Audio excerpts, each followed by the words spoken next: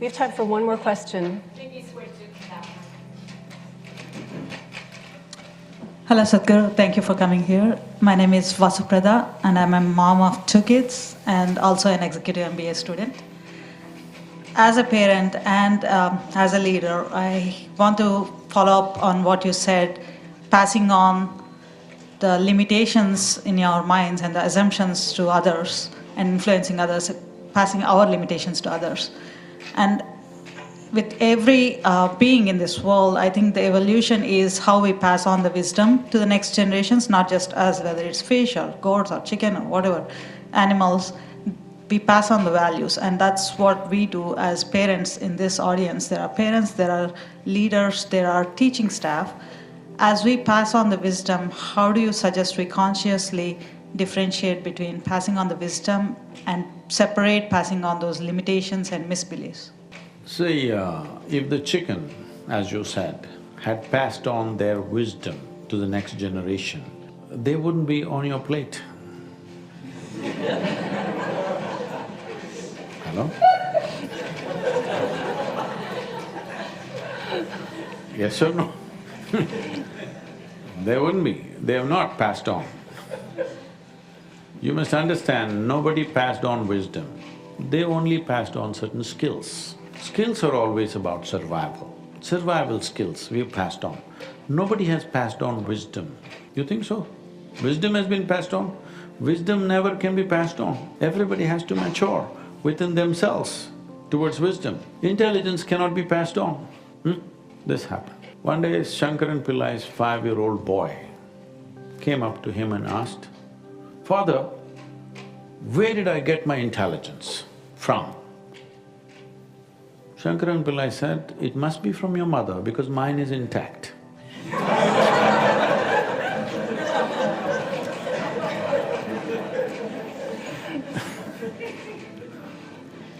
Nobody can pass on intelligence. That's a genetic affair, that's different. Nobody can pass on wisdom. We can only pass on skills that we have learnt, isn't it? So that they don't have to go through reinventing the wheel. That's all we can do to the next generation. But there is a way, if you are conscious, there is a way that the next generation that you bring forth, even in the way you conceive and the way you do things, you can bring forth a more conscious being, it's possible. Well, that period has passed, already they're out here. So how to make them more conscious? Because being conscious means just this, that means you're not cluttered by things that you have gathered. Your intelligence is not dulled by what you have gathered. It's like this, you're Indian, so you cut a jackfruit at any time. Have you eaten a jackfruit, non-Indian people? Huh? You have? That's good. Otherwise you really miss something. In southern India, there are over 320 varieties of jackfruit. In the month of February, if you can come, there is a fair where there are over 320 varieties of jackfruit. You can taste to every one of them, you can find saplings, you can find everything for that. It's incredible. That's the kind of richness that nature has offered us. I'm saying a single fruit, 320 varieties, can you believe?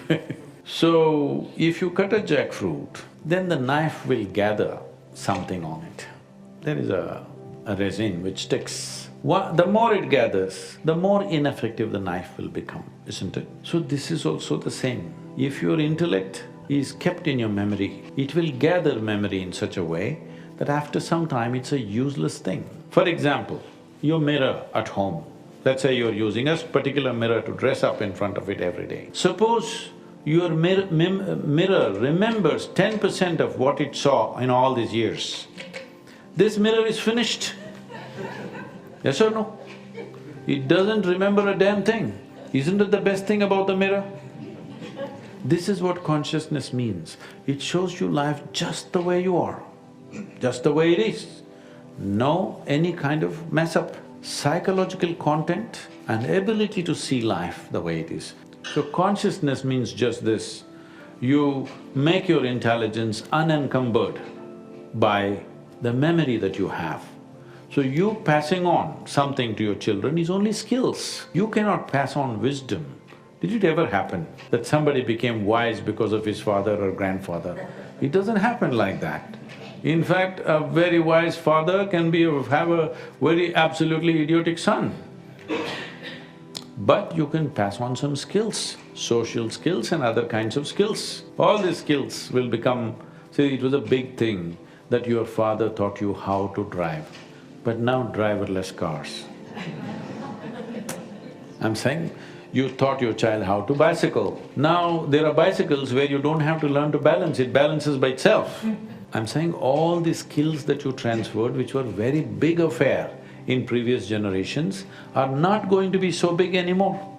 To learn ABC, to write. Just yesterday I was telling somebody, because my father's handwriting, because they grew up in those English…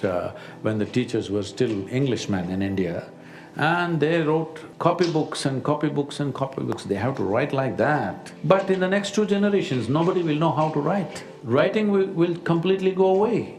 It'll be removed from kindergarten, probably in a generation or 2. Nobody will know how to write.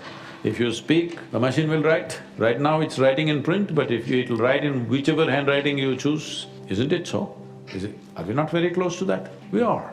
So I'm saying, just to teach a child how to write was such a big affair. First 4, 5 years of schooling went into copybook writing, but this will be gone. So the skills that you're transferring are only relevant in the times that we exist. If you were here 100 or let's say 1,000 years ago, you had to shoot an arrow straight, that was very important. Now you've never had a bow and arrow in your hands, all right? The main business of the parent was to teach how to use a knife, how to use an arrow, how to use whatever. It doesn't matter anymore, isn't it? Nobody ever taught you such things. So the skills that you're transferring are only relevant for the periods in which we exist. Nobody ever transferred wisdom. Don't be under that hope that you're giving wisdom to your children, it'll never work.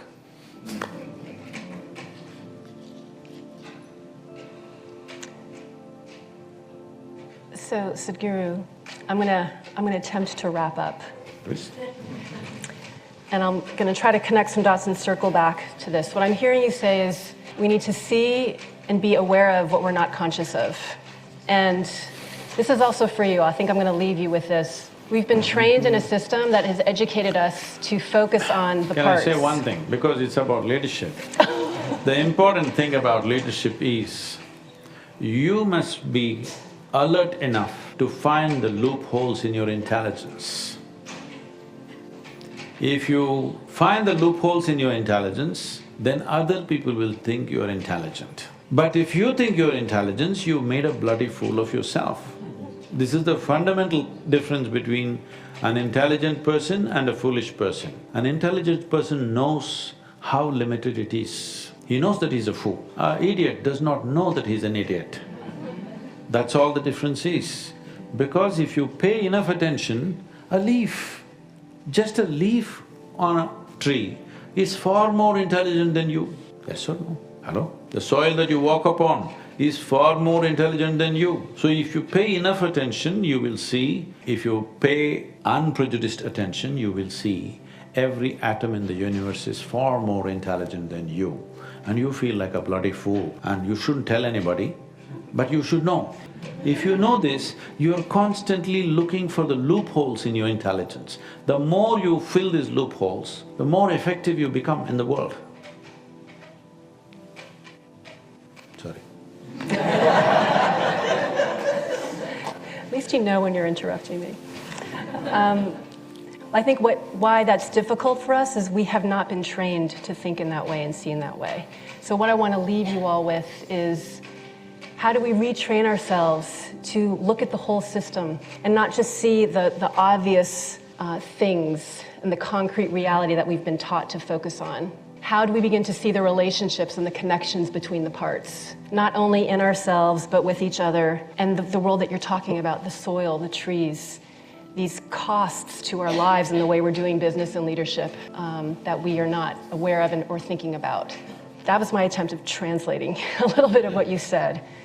But I want to end with something I shared with you this morning. This was something that Sadhguru wrote years ago. He said, "Where did you get that?" And I got it from Susan.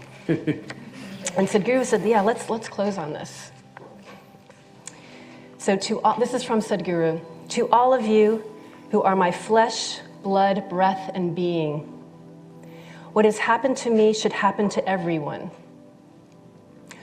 What we are striving for is to create an eternal springtime in all minds and hearts, so the eternal blossom of enlightenment blooms. My greatest fortune in this world is you. Love and grace. Sadhguru.